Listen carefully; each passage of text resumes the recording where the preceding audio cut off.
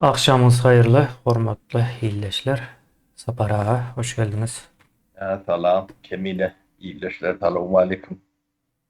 Buyur Kemine, sen hürmetinde yaşayın. Sapar ağa, öň bir wagt ýok bolup giden bir istan var. Ady Degistan. Hı hı. Şo arada biraz gurrun edel, näçin ýok bolupdyr. Nähil ýertip, biz onu kartadan hem görkezelik giňişleýin. Kartamyzam göne şu wagt açaýaly. Şu taýda, görýän ýeriňizde bir wagtlar uly şäher bolupdyr-da. Şeherem değil, giden oazis olan. O bir velayet ýalak bir yer diýeli. Ekinçilik bilen meşgullanan şu taýlar. Bu nere diýip sorasaňyz, bu ine o Hazar deňizine ýakyn, o Balkanyň günorta taraplary. Şeýleräk bir yer. Indi sapara men birazrak görkezeýin. O soň nemesine edelim onuň. Şu taýda merkeze köne galan suratlara ama bar ona ýazyp gözleseňiz ine şu ýerden tapýaňyz. Bu merkezi ýöne esasy ýaşaýyş töwereginde de ine şu taýlarda görýän bolsaňyz köne ekin ýerler bar. Indi bu sapara 500 ýylmy bundan öň iň soň. Şo döwür. Şey diýerler, o adından 500 yıl bundan ön. Olan diýerler, 400 yıl 500 yıl mı? Bunu Ha. anık Uzak däl eken-de. Ha. o ýöne uly bir megapolis ýalak bir deme. Hmm. Yaşayış olan giden bir oazis. Ha. Taydaki tarım diýerdi, yakarançılık. Ekerançylyň izleri şu ýanky. Ha. O sürülýän ýerin muktary çen bilen demetdik de bir milyon bilen 1,5 milyon hektaryň arasynda şu taýlarda yer bar da. O açyk boljak. Ýöň onça bolupdyrmy, bolmandyrmy onçasyny aýtmak kyn. Ýöne üstünde işlende nemetse atılıp boljak suw bolsa 1 milyon bilen 1,5 milyon arasynda hektar yer ne şu wagtky Türkmenistanyň gulanyp ýören sürümli ýeri ýalak yer başlaýda. Ýöne buny mejbur taşlanan o ne ýöň ekrançylyk bolanyň hemme sudury bardyr, ýygy bardyr. Därlerde biraz aylanlyk gördük o. O ýöne Marta düşen ýalak da şu wagt. Aýyň üstüne ya Marta gaty kinolarda görkezýärler eken. Yo, el şeyle sapara indi bugünkü gurrumuz bizim Degistany dikeltmek barada däl aslında. İldeşlerimiz nemetmesin, yanlış düşünmesin. Ýok bolup giden bir nemede. Ýok bolup gitmeginiň hem ýekece bir san sebäbi bar, olam suwuň ýapylmagy. Ne serediň nähili yer bolup duran şu wagt. Ne görýäňiz, nerelerden gaýtdyk-da. Hemmesi bir wagt ekin ýeri bolupdyr, soň taşlanypdyr mejbur suw bolman soň. Tavuk çöwereklerim diýene ýaky çäge bilýän kemine daýalak ýel nemedip daýalak geliştirip berýärdi çäge göçüp ýören hatda. Bu zatlaryň hemme tekidlenip nemedip bir adam ýalak nemedilse därden çok diýene 1 milyondan owrak yer, hektardan owrak yer. Indi Ya ýanky abi deme kemine ben pikirimçe men bunu büyüklü araştırdım diýen yalançy bolan bunu ýöne ben göz ýetirip bilen ýerime çenli bir araştıracak boldum.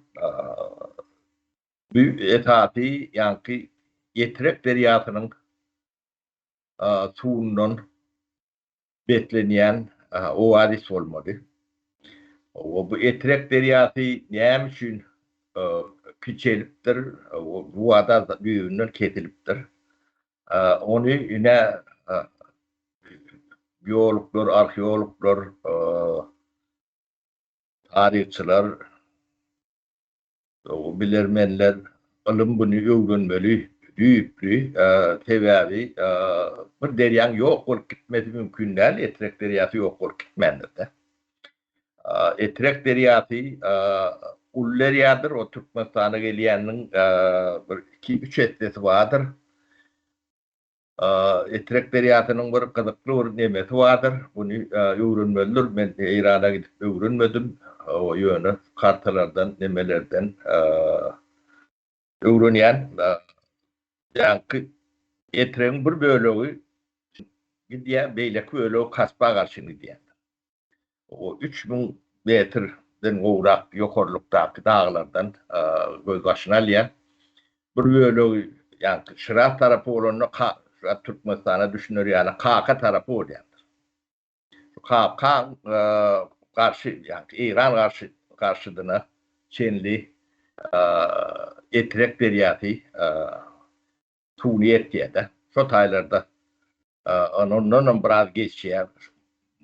Maşada da bolýan bolmagy mümkin. Ýöne aralaryna çok gidişine ýani kartadan nemesini çıkardık da yani Gönçülükçadan da 300 kilometre, 350 kilometreden kenne o yönü derya gün akan nokta. Derya şehit vakya, taşeylen kemine. O köplençe o 2 saat ýakyn da 1.8. O iki köpüldük bolýar da. Şoň suwlandyrýan ýeriniň muktary onuň çen bilen neme diýetde kartadan bir maşta ýerde çykarýar. Türkmenistanyň Garagum kanalynyň özleşdirýän suwlandyrýan ýerinden azel kemine. Onuň Yetrek deryasynyň ullugyny gözüňde tutuberiň. Öň 19-njy asyra çennem Yetrek derýasy ul suw bilen Kaspa derýasyna uýan eken. O belki Maşat Mesurýana dogry ýetip bilen nädir? Şonda da ýöne ul suw, ýani balyklar, şpil taşlar ýalak. Nemedir ýalak suw Kaspa deňizine uýan eken. Men gözläp araşdyryp öwren nemelemden çykarýan netijelem. Men bu meselen bir uzman näl ýa-da üstüne kän çaýta otdum diýsemem ýalançy. O ýöne onu biz 92-93 ýyllarda da bu nemetni edýärdik. O wagt biraz o çiýrek nemedi, şo kanaly, şo taýyk erçek bolýardyk da gadançyga çenli. O kanal o da insoňy ýani amy derýän suwy ýa Özbegistan bilen pöýleşilýär. Bir çäkille, soňsuz neme ýok. O bir ondan ýetki kän. Biz bir zatlary ýalňyş neme diýetde. Bu ýalňyşyň netijesi näçe Türkmenistanyň gelen ýagdaýy 5 ýyl, 10 ýyl aralygynda, belki de 15 ýyldyr. Hat aňyk neme berende. Suw problemasyny çözülmese Türkmenistanda edil ýani Degistanyň taryha garşy şolana garşy gidiş ýalak.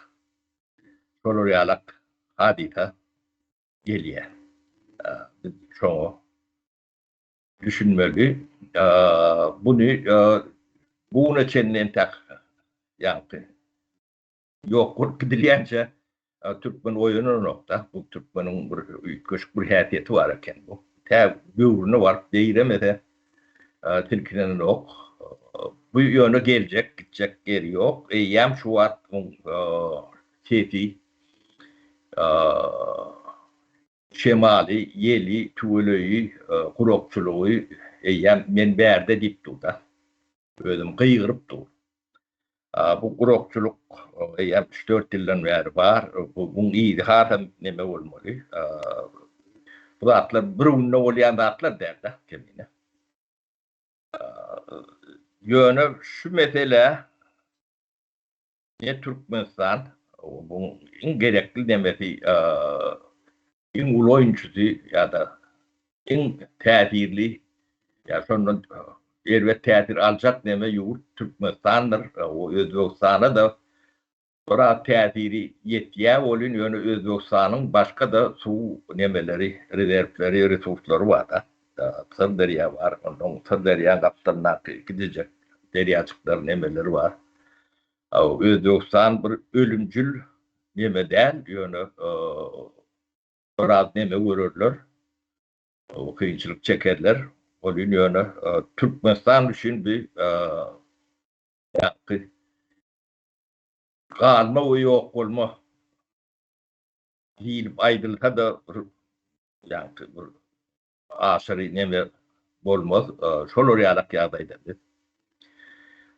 Yönü buna karamazdan şu zatları ilkülek bu zatların bilgisini bilmeliler. Bu ne çip şeyle olup dur tarihini öğrenip o geografyasını, geologiyasını hem bezatını vatan hallerini öğrenip o şu problemin yerden çıkanını ne çip şeyle olanı bunu ne edip çözüp olacağını bu ilim demetmeliler. Bir köpük yatırım yatırılan okulunda 30 yıldan beri yönü yatırım başkaları da yatırdılar. O da yanlış. Yine şor su için köl vurdular da. Türkmenistan'ın çölünün orta tarafında. Kemine. Bu da neyden kaynaklanıyor? Bu da bilgisizlikten, cehaletten neyin kaynaklanıyor? Cehaletin bedeli ağırdır. Ne için buna gönlümün hiçbir nemesiz cehalet deyip bilyen. Sebebi bunu demeden bunu vakit getiren, emek harcayan onlarca belki de yüzlerce adam vardır. Onun zahmetini uca çıkarayan deyip bilerseniz olun yönü. Yani Türkmenistan'ın problematiği şor su değildir. Düğünün o değil. Şor suyu bir yere girecek olup yatırım yapmayan olsan yani aptallığın ağır başı ya da nadanlığın ağır başı tepkikler var. Tabii bizim Türkmen'in problematiği suyu ulan bilmediğinden suyu yanlış ulan yanından şu arada hiçbir ne bilgimiz var yeter derecede ne düşüncemiz var ne bunu öğrenecek oluyor ne bu öğrenmek için yani maddi finans harcamalar yani son 70 yılda şu zatları bilmek için öğrenmek için Türkmenistan bir köpük harcayan yeri yoktur. Adamlar bağ olsa görkedim deyip bilir. Yönü ters sağda harcan pulları ne men berdi deyip kıyırıp burada. Emine. Ne şimdi şu problema getiren zatlar sol bilgisizlik. Bolmasa Türkmenistan bunları alak nemeni yaşamalılar. Bu önümüzden yani tükenip gelen bu problemati oyun ederlik problema değerler. Yani Dağıstan çok için görközlükte. Yani edil şondalık olma şantımız katullukan. 5-10 yılın içinde şu mesele çözülmese Yani Türkmenistan'dan ulu göç olmalı oluyor da. Dünya başka yerler göçmeli oluyor da. O size karışıp duranım hiç kim yok. Deyip düşünüldü. O bunu neyle tragedi dediğini o koyduğunu getirmeli oluyor da. Öyle bu ada çelli bu zatları çözüp bilmeyecekleri görünüyor kemine. Daha bunu çözüp bilmeye sebebi entek bu problema gündeme de çıkan nokta. Şunlar yalak problemin bağladığını bilen o. Yani akıllı şehir, aeroport, yine şonu köşk, otel, yine şonu mengistatla tatmıyorlar. Bunlar bu zatlara, yani düşünce adamlara mengden nokta. Hiç nimetinden. Halkın bedbahtçılığının başını çekip bariyaları öldürür. Büyük katı ayrılan şinemedir. Biz bunu öğrenmeli kemine adam meter şu etrek deriyatı bu hemen sebebine kasba derlen ters tarafı akımını güçlendiripdir. Dilen doğru olur çıkıyor. Onun yani etrek demeni kartada göründü de yoluna yani bir topor vadakran ilişi yani suhudanlarını unutturlar da. Ödüm İran'a hat yakın demedi. Aya uçtudu değil. O sonun artanı işini yani Türkmen'i gaybiyan olmadı. Biz bu zatlar var arada hiç vakit ne dil yardık, ne öğrendik, ne bilgimiz var, ne informasyamız var. Yani umumi yani köyüne ortadan alan etrek deriyatı 3000 metre yok oradan İran bilen Türkmenistan'ın arasındaki Horasan dağlarından Aliya başını dağıttı. Koloriyalak bir opşi neme informasyonlar bilen kanaatlanıyorsa. O dünyada bu beyle değil, o bunu işlemeli. Son şu problematını yeka bir Türkmenistan, yeka ölçü bilenlerler İran'ı da yani bu problematı vardır. Yani başkaçadır.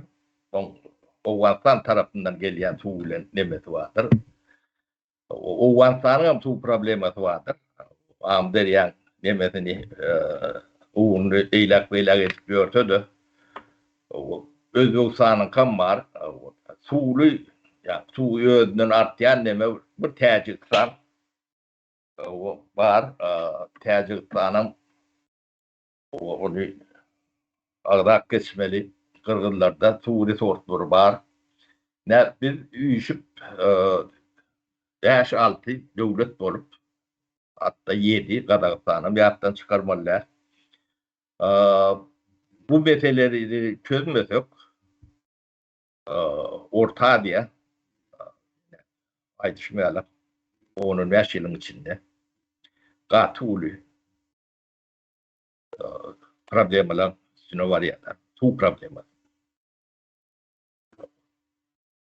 Ekrançılık değil, ağız suyu. Ağız suyu şu adam problemadır. Adam yalak tağdın içeri yalak suulen Türkmenistan üçünlerdir. Dine şu aşıvadım tuğruna kilize vardır. Sonun neme diyen suulen bir bölüğü milletin bir küçücük bölüğü üçündür. Kalan bölüğü suday takladınlar. Şu içiyen tuğların analiz edip demekten bu aşağından o sağdan adam çıkması mümkün değildir. Ya kesilçiliğin şu demesi şudur adamların ömrünün kıyıtkalyanam şudur bu zatlara Türkmenli üns vermeliler bolmasa kırılıp kutuyor. Keselden kâsinin adını koyup bilen oklar kemine. Ütköş keseller var. Kızgınlarını düşürüp bilen oklar diye. Mart'ta şororyalık ne mekan. Kukurt'tan mi sudan mi o da belli değiller. Onun bu sarılatma jutuka diyedir. Oları Sloş reyadam diye ortlar. Daha şoğul zadi Huday takladın. Maram şonnalık bolupdur. Hep bu giden bir betbakçılık kemine. Bu meseleni şu vakti bizim görýän adamlarymyz haknydaki bu zatları düşünerek dedi aladalın yani yer şotay. O çözme beyle de durdun. Bu näme de düşünerek. Bu getirecek o betbakçılığına da düşünýändir öýdüm yok. Şoň üçin bu meseleler hiç ýerde agdalýan däldir. Bunu öwrenmäle de hiç bir köpük terişde öwrenýändir. Onu atly aragly akademiýalar, institutlar, alimler, praktikler özümizin ketmese halkara derejesinde bu zatlar gaty düýüklü öwrenmelidir. Ilkülek bilgi gelmelidir. Bilgiden soň ondan çözgüt çykarokda. Ýöne ben tek o ýöne adam göremdok. Bir köpüğüm bunu serişte bilen ilerlaymandır. Şotay pul göbürünmeyen bolsa bilmek istat edilen o. Muhtat edilen o hiç eder. Bilmem muhtat edilen o. Sapara o oýanýan sözü ýalňyş gelýär. Bu oýanlyp edilýän zat däl. Akyl barmy ýokmy şoňa seretmeli. Bu işte. Ýa-ni akly ýok adam bu zatlar bilen Öýründe de akyl ýok bolsa oýanan wagtda o başga zat eder ol oýanan wagtda ol ýa-ni demesinde. Indi biz bunu sapara şeýlere o ele alaly. O sizin aýdýan zadyňyz hakyky, dogry ýöne. Ýa akyl diýdi ya, akyl bolmasa bu zatlara düşünüp bolanokda. Ýöne şu bir wagt şu wagtky Marynyň halky ýalyk meydany öz içine alýan ýa-ni Marynyň nemesi bar ya. Mary Bayramaly ýol ötene çelli. Aralykdaky meydan var şu taýda. Ýaşapdyrlar, ekin ekipdirler.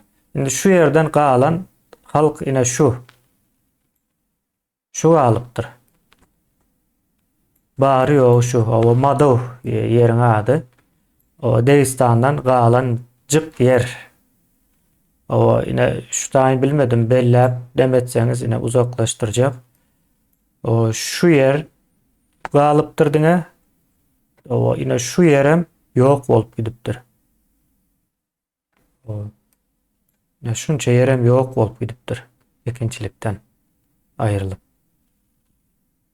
Indi bu Türkmenistanyň tutuş Türkmenistanyň geljeği çözülmese, akyl hakim bolmasa bu meselelere. Ben bilmedim sapara ýöne şeýle bir zat aýtjakda, ýalňyşam bolmaz. Türkmenistanyň öz içindäki su belki 1% halkyň içjek suwy bolup bilýändir. Galan hemme suwy daşyndan gelýärdi. Etrek sum var. Ondan soň näme diýdik? Näme ýanky? O am derya iň bolsa hem 2-3 tane ýurdun üstünden geçip gelýär. Ondan soň çandyr diýip o kiçik deryalar var. Bular Eýrandan gelýär. Biri Täjikistanyň üstünden Özbegistan, Owganistan bize gelýär. Başga da suw ýok Türkmenistanda indi. Bu şeýler bir zat bar da ine siz ýa-ni aýtdyňyz bu 5-6 döwlet goşulşyp çözmeli bunu diýäňiz. O iň dogrusu şol ýöne o bolmaýar. Orta Aziýada kim güýçli bolsa öňümüzdäki 100 ýylyň içinde o güýçliğini boljak suw. Şeýleräk bir ýagdaý bar. O başga akyl gelen okda o taýlara. Kime nesip etse suw şeýleräk bolýar. Bizi kim güýçli orta güýçli şo nesip bilen baglanyşyk boldy birazrak. Güýçler nesip edýär iň soňa. O Türkmenistanyň o şu wagtky ýagdaýa güýçli däl. O görünüp dur. Eýem ýöne de mekdan ok. güýçlenjege şu ýagdaýda mekdan ok. Indi Amy derýanyň öň kesilip dur. 20% ýalyk suw alınjak. Başlangyçda o alınıp o genişletip gidiyor ya ağam deryan uğrunu ütke diyençe puştonlar almana devam edip bilir. Onu hiç kim o garantisini verip bilmeye. En sonu Yo, edin ne şu etrek yalık etregem ne birden ketilen değil kemine. sonku o 100-150 yılda kesilen. Yılmının bir ne ediptirler, onu tebigat ediptir mi, adam eli ediptir mi? Yok, o Belli Ruslar de. bilen nemeleri var eken. 1900 yılların başlarında anlaşmaları var eken şu derya bilen bağlanışıklı. Adam eli bilen edilen. Yani Sapara ağam derya gitse şu at yok diyen yalda yine yankay için zayal etrek o sumbarlara kesildi. Şimdi bir zat görkezen şu tayda. Yine Eyran ne edip kesiyor bunu? Su öňüni kesip bolanok da. Otaya çel gelen suwu. Yani buların ediyen işi otaya barmanka kesiyerlerde. Yankı nemeleri Hovdan açıyandırlar. hovdan açıyor yani hovdan nereden açıyor yine mesela yani şu taya getirmeli biz. Ben tapacak olayım biraz rak yine. Şu tayda bir hovdan var. Bu hovdan deryanın göz başında vurulan. Şu dolya şundan artan su aktarılıyor da garaz. Aslında nahil olmalı.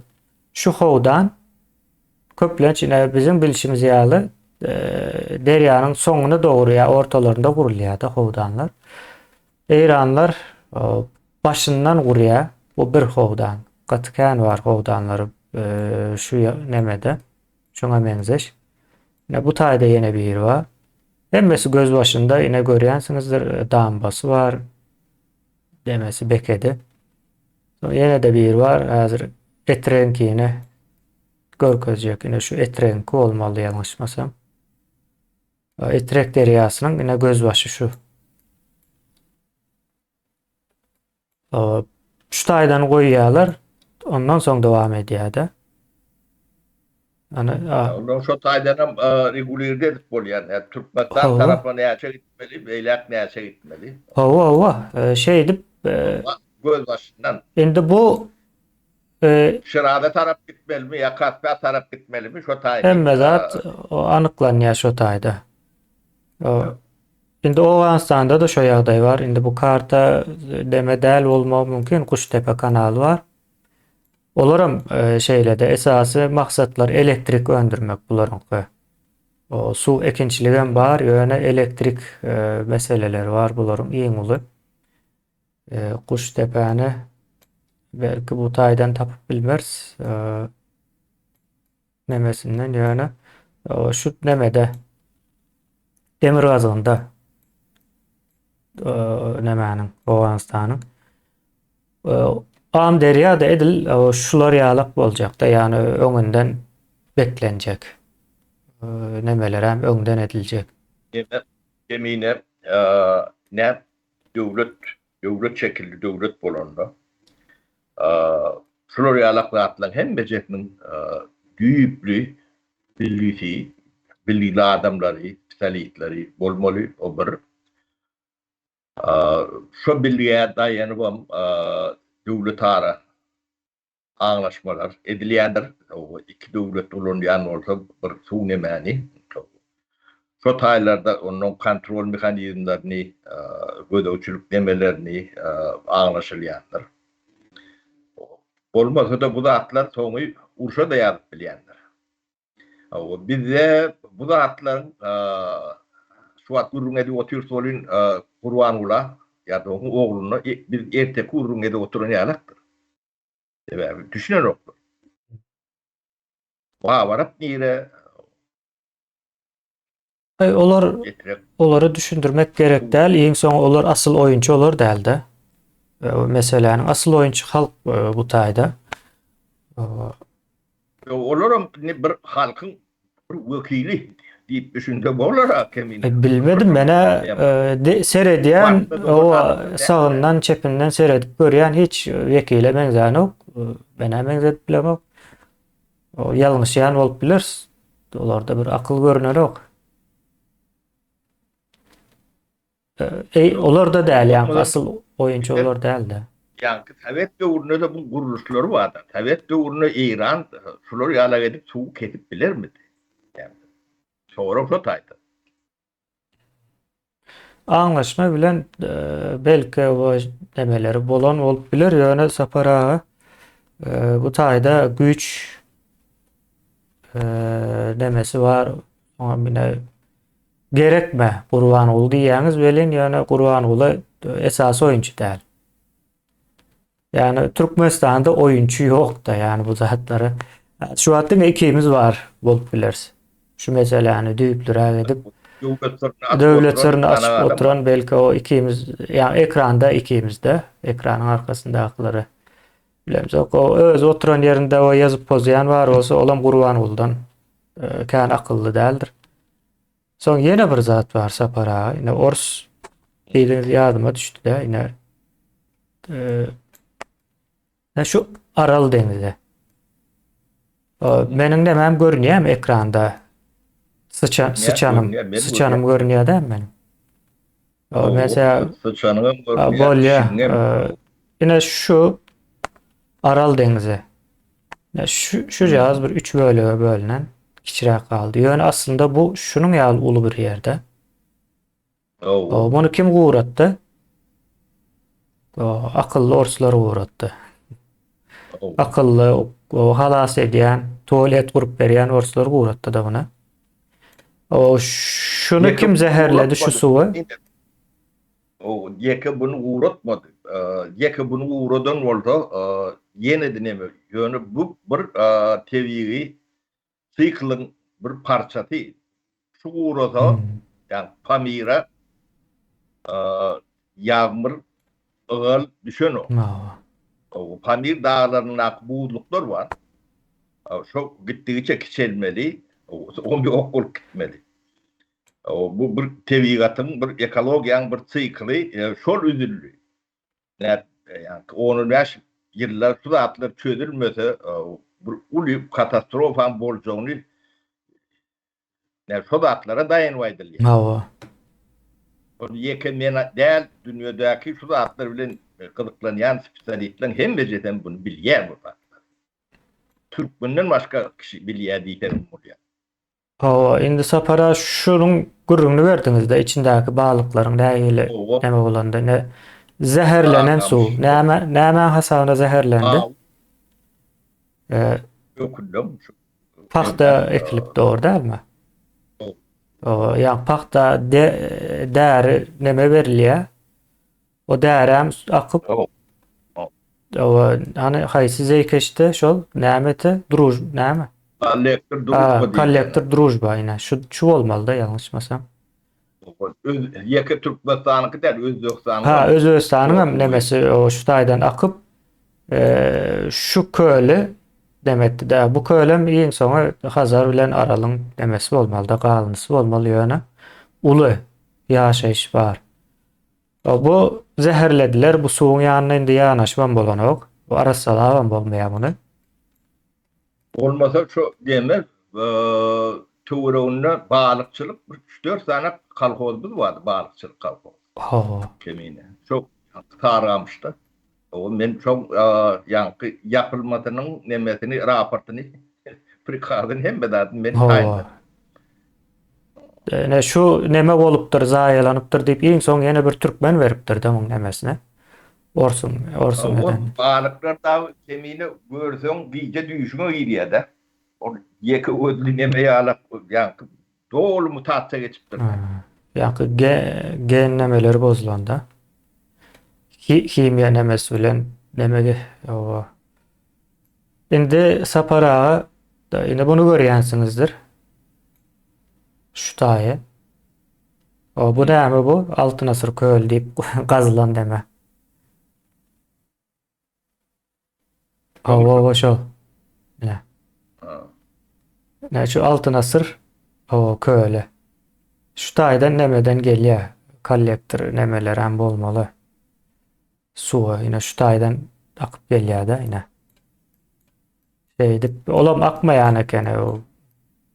Iň soň ýene şu. Kemine Türkmenin problemi şor suw däl. Ýene de bir tapar Qaytalawaydayın Türkmenin problemi, Türkmenistan'ın problemati suyu ulanıp bilmediğinden, yanlış ulanyanlığından pulu yatıracak olsan o su ulanmanı öğretmeye yatırdan şundan peydali. Onun %1'i yani şu tayk 5-6 milyar dolar yere öndürür de. O. Son yönü 200 milyon adamlara yani su neydi bulunmalı teknolojisini öğrenir yalak, şunu öğrenir yalak, şunu teşvik versen o şu demeden 100 esti peydali. Yani cehaletin bedeli katı ağır oluyor. Bizde yani el diplomlu cahiller ne oluyor? Yani yeme bit yalak böyle kışkap da.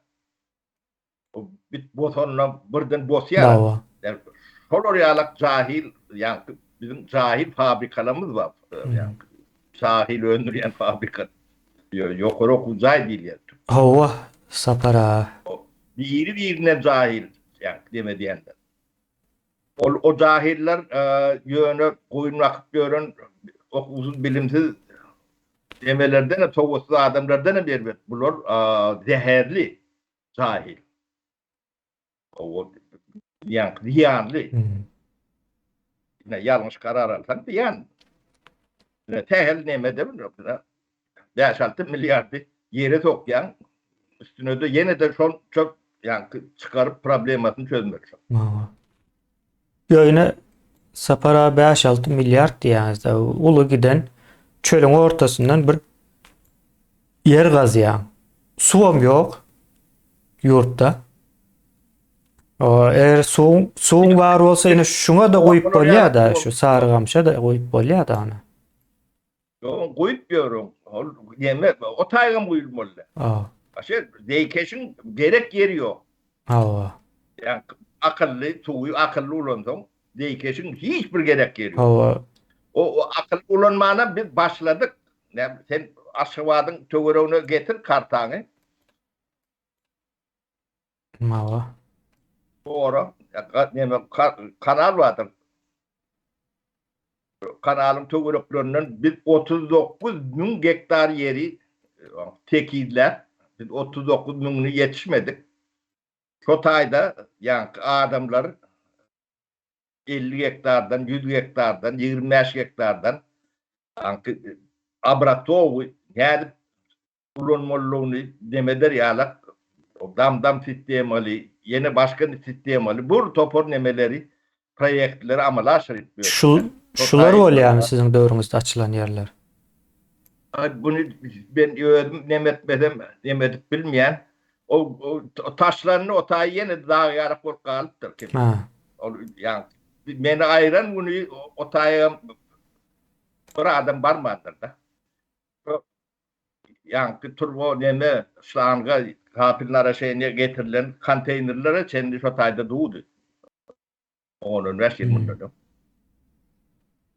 Neftayda giden yer tekiller o hudusa yeçiliyor 50 hektardan 100 hektardan ödem işten ayrılan agronomlar da teknikler yine şoňa meňdeş işi bilýän adamlardan kurun olan bir giden ekip var o tayda. Yüzlerce adam işleyen. Ödem mut işleyen. O 5-600 tane yani Kasim Tot Skreperli iyice ünlü işleyen. Ana Sotayda yani birliği eliyette. Onu adamlar görüp öğrenmeliler. Sotay ne üç köşk tohum sığırlarım, ekrançılığım, su ne elektrik şitlenmeli, bilen nemen görkezip bolacak, düzgünlerim, demelerim gelmeli de. Yani öyle yok, bununuz olanok diyenlerler de. Onu bizden soğum devam ettirip Yo o meseleyi yankı toprağın nemesine yani Fors İmperyası'nda duranduğundan geliyor da o tayı. Eğitiliğe verilecek. Dilen son alak neme reaktör kadın olmak zorunda. O tayı şeyle sapara. Yani bizim Ne geleceğimiz daha Dağıstan yağlı.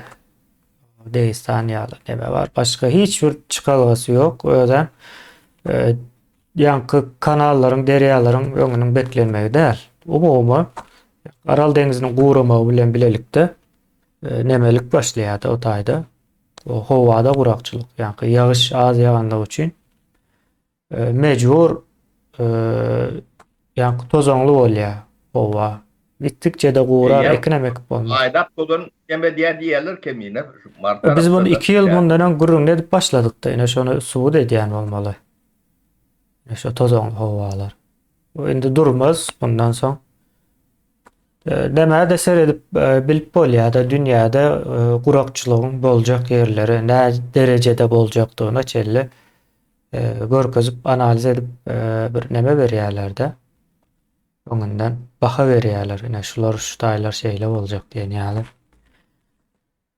Ýöne hiç kim hiç zatdan habary ýok. Sen akyl ýok da. Aýtsaňam almaýar o habary. Kabul edip bilmeýär. Kemine bir geň bir zat bar, hawaryň bolmasa bagtly bolýar kemine. Hiç zat hiç zat galada edem o. Ho. Böwrüňe ýatyrtyga bir ýeriňe giýýän. Men aýdýan bu Afrikadaky haýwanlar hem şu gurakçylygyň boljagyna näme edip göç edip bilýärler de ýa-ni. Bular Orada instinkt diýip bir zat bar, bu adamda instinktin ýerine akyl bolmaly da. akıl bolmaly, onuň akylyna aýrýan bol instinkt ýygyna gaýtyp gelen o bar. No. Şu mada uyalak bolup galjak ne bar nemesi şu ne serer ne hilyer bu. Emine deme Türkmenistan'a şeyli aylanlık bolun bir Mart'a gelen ýalak Mart'a tiýaka dedilen ýalak şu owalar bir görköz Ha Hudaý berdiň tap bilsek sapara Hudaý berdiňi görkezeli. o Hudaý berdisi wa bu eşek fiýeni var bada bar o çölüň içi ýöne Türkmenden nolu ken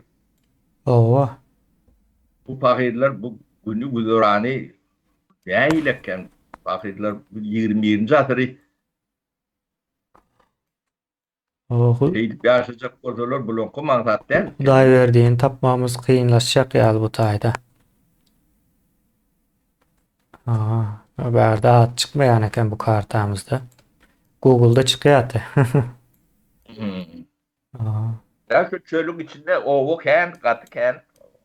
O entek o kartany görkezmeýänler hem bolmaly da.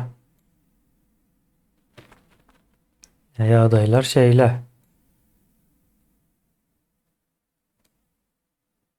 Türkmenistanyň. Yemek Türkmenistan'a bir aýdyk geçeli kemine. Aha. O nauka ýomky diýilýär da akyl agramly durmuş bolmasa Türkmenistan'a ýaşama mümkinçiligi ödülüni dowlaga baran ýalak şoňa öwürleýändir.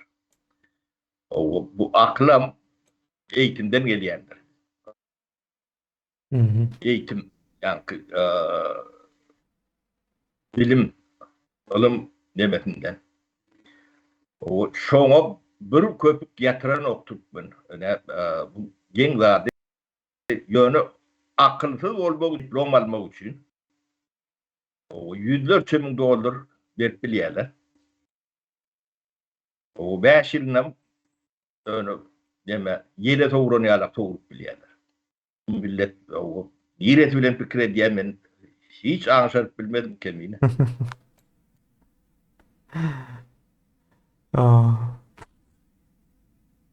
Üýtgeçik bir ýagdaý sapara ona baha bermek kyn. Ýöne biz ine beýle zatlara baha berip bilýäs o iň azyndan. Yani bu hakyky howp. O ýurdu taşlap, o çykyp ýok bolup dargap gidibermeli. Başka bir alajy ýok. Adam ýaşar ýalak kemine. Wat köner ojun töwereňä owalarda. O sen zınjırlap ýaşadaýmasaň ýaşap bilmeýän. Gaçyp gaýdar. Mawa. şeylerak yerler sapara. Bu Bu könürgen bir yeme yerim değil. Ulukan şehre könürgen. bir vaatlar o şeyle bolupdur da. Yani sapara bu tayda odan depe. Ha. Bunlar türme kalmalı neme? Bunlar şu türmeci Hmm. kemine. Ne? O bu tayda bir bölüm var. Ha, bu tayda bir bölüm var. Şeylere. Bunu giyinel diyeler. İçin. O giňeltmeli de. Seredin meydanına. Şeyle meydanı var bunun. Taşına aylaptırlar. Şunça ul olmalı da o. Şehir yalak bir türme etmeli buna. Sapara. Alaç yok. Bular şon ýalzada yaraya, kelleleri işleýä. Akıl diýilende şo zatlar.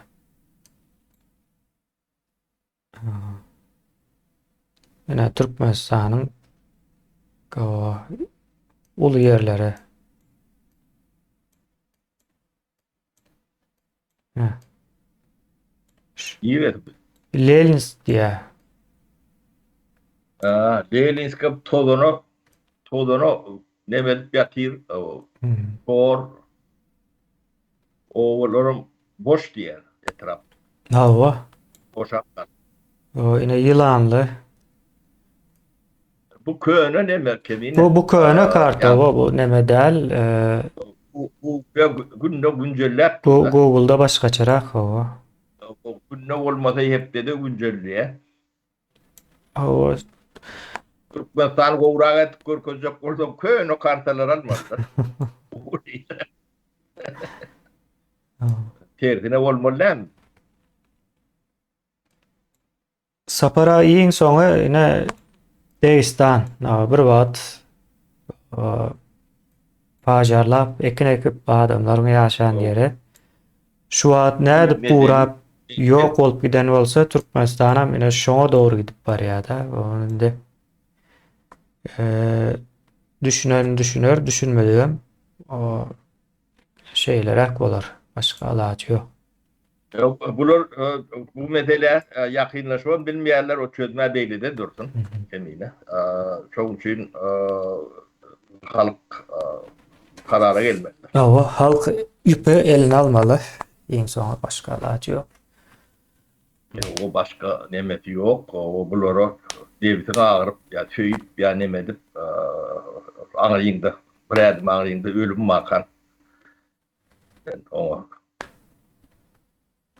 orada bilmeli olsun. Ya yetmeli olsun. Ay bizim Bilmeli edeceği bilene işimiz bizi sapara belli. Bariyaz yurda Kurban olayının IQ'sunu ölçeyaz. Son hiç kim üstüne komentar etmesine gerek yok. Şu tayda mezat düşünüklü olacak. Türkmenistan'ın nahil yağdaydı.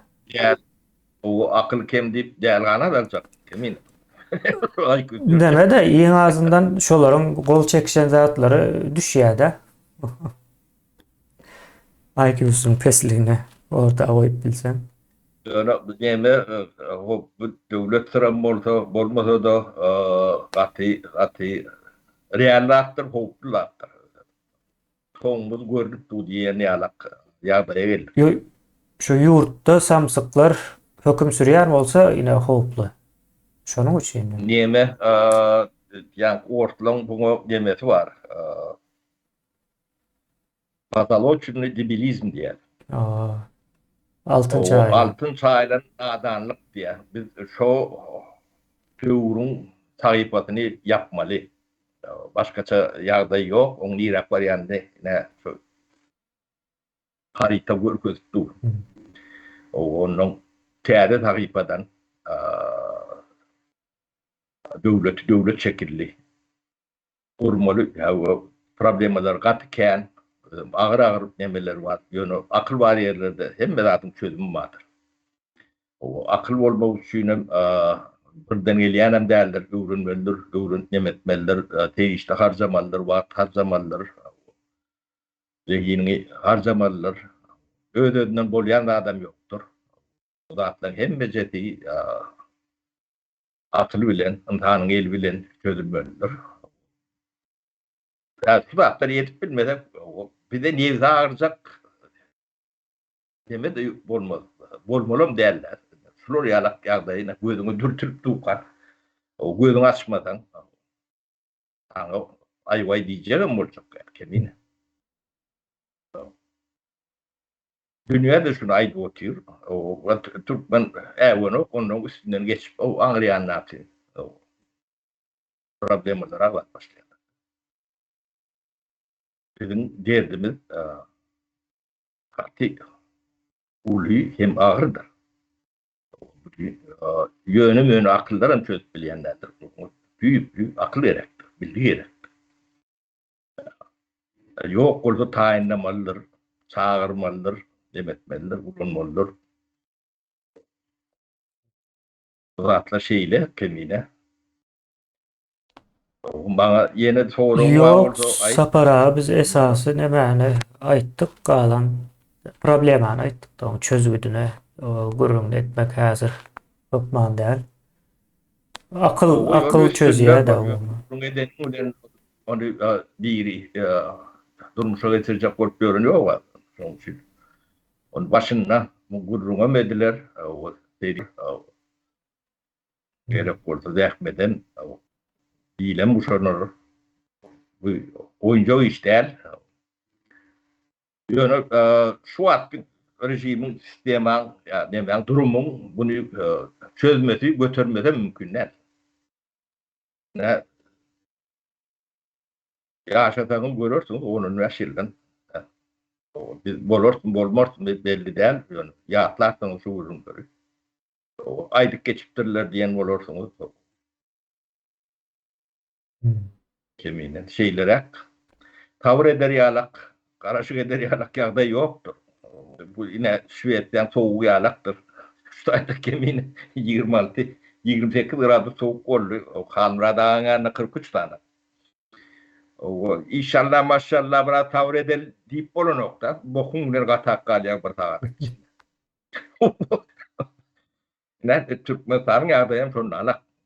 İnşallah maşallah tavır edeli geçer, bu da geçer o da atlar. Yok onu mayga almadı. Yol geçip barayan yalak edil. O taşarda bir tağat ne demedi. Kanrado o otun yanına bir tağat taşarda bir yenilere şekil dur çok olup görün. Bu da geçer deyip kemiğine. Geçeyim geçen o görürdüm. Bunda sapara cemle elştayda.